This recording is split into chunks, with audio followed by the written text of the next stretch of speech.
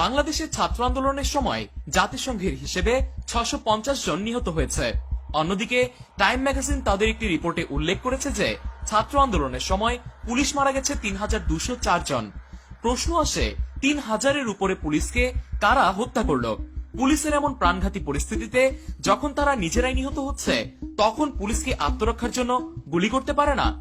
যদি পুলিশ আত্মরক্ষার অধিকার প্রয়োগ করে, তাহলে 3200 পুলিশ হত্যার বিপরীতে 650 জন ছাত্র মারা যাওয়া কি গণহত্যা হতে পারে? টাইমস ম্যাগাজিন এই প্রশ্ন উত্থাপন করেছে।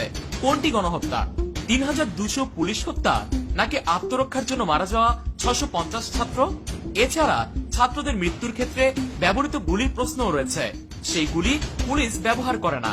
তাহলে এই গুলির উৎস কি? ছাত্র হত্যার পুরো দায় পুলিশের উপর চাপিয়ে দেয়া কি ন্যায়সঙ্গত? অন্যদিকে পুলিশের প্রতি যে অত্যাচার হয়েছে তা কল্পনাতীত। তাদের পিটিয়ে ঝুলিয়ে দেওয়া হয়েছে, ঘরে বন্দী করে জীবন্ত আগুনে পুড়িয়ে মারা হয়েছে, অসংখ্য পুলিশকে জবাই করে হত্যা করা হয়েছে। এত নির্মমভাবে পুলিশকে কারা হত্যা করলো? এই দায় কি ছাত্ররা বা তাদের পৃষ্ঠপোষকরা এড়াতে পারে? ডক্টর ইউনুস আমেরিকার মাটিতে দাঁড়িয়ে স্বীকার করেছেন যে এই ছাত্র আন্দোলন 4 বছর ধরে পরিকল্পনা করে সংগঠিত হয়েছে। এই বক্তব্য কি তার নিজের অজান্তে 3204 জন পুলিশ হত্যার ষড়যন্ত্রে তার সংশ্লিষ্টতা প্রকাশ করছে? ডক্টর ইউনুস কি ছাত্র আন্দোলনের মাধ্যমে সংগঠিত সহিংসতার জবাবদিহিতা এড়াতে পারেন? 3204 জন পুলিশ হত্যার জন্য দায়ীদের কি বিচার হবে না? পুলিশের জীবন বাঁচানোর অধিকারও রয়েছে, যেমন অন্য সকল নাগরিকের আছে। তাদেরও পরিবার, সন্তান রয়েছে। যখন এত সংখ্যক পুলিশ নিহত হয়েছে, তখন আত্মরক্ষার জন্য প্রতিরোধ করা কি অনৈতিক? পুলিশ গণহত্যা করেনি, বরং গণহত্যার পরিকল্পনা এবং বাস্তবায়নের সঙ্গে জড়িতদের বিচার হওয়া উচিত। যেসব ভিডিও প্রমাণ রয়েছে সেখানে পুলিশকে নির্মমভাবে হত্যা করা হয়েছে, তা বাংলাদেশের প্রতিটি নিউজ চ্যানেলের হাতে থাকার পরও প্রচার করা হয়নি। এই ধরনের তথ্য চেপে রেখে সংবাদ মাধ্যম কি নিরপেক্ষ ভূমিকা পালন করছে? এর সাথে যুক্ত হয়েছে আন্তর্জাতিক ষড়যন্ত্রের একটি প্রেক্ষাপট। আমেরিকার বাইডেন প্রশাসনকে বাংলাদেশে পুলিশ হত্যার ষড়যন্ত্রে সরাসরি জড়িত থাকার অভিযোগ উঠেছে।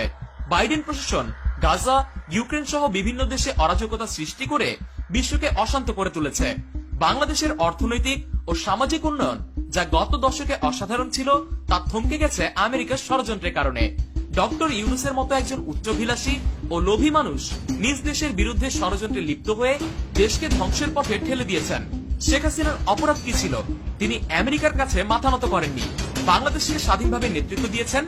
আমেরিকার এই অগণতান্ত্রিক আচরণ শুধু বাংলাদেশ নয়, পুরো বিশ্বকে ঝুঁকির মধ্যে ফেলেছে। দক্ষিণ এশিয়ার ভূরাজনৈতিক পরিস্থিতি বিশেষত উদ্বেগজনক হয়ে উঠেছে, যেখানে আমেরিকা বাংলাদেশের উগ্রবাদী ধর্মীয় গোষ্ঠীর হাতে ক্ষমতা তুলে দিয়ে এই অঞ্চলের স্থিতিশীলতা ধ্বংস করার চেষ্টা করছে। এই পরিস্থিতিতে বাংলাদেশের জনগণের সামনে একটি কঠিন প্রশ্ন, তারা কি নিজেদের স্বাধীনতা ও সার্বভৌমত্বের পক্ষে থাকবে, নাকি বিদেশি শক্তির ষড়যন্ত্রে নিজেদের অস্থিতিশীল করবে? এই পরিস্থিতি কেবল বাংলাদেশের নয়, গোটা দক্ষিণ এশিয়ার জন্য অস্থিরতা ও হুমকি হয়ে দাঁড়িয়েছে। দেশপ্রেমিক জনগণের দায়িত্ব হলো তারা যেন সত্য জানে এবং জাতির স্বার্থের পক্ষে দাঁড়ায়। গণতন্ত্র, স্বাধীনতা ও সার্বভৌমত্বের জন্য আজকের সংগ্রাম আগামী প্রজন্মের ভবিষ্যৎ নির্ধারণ করবে।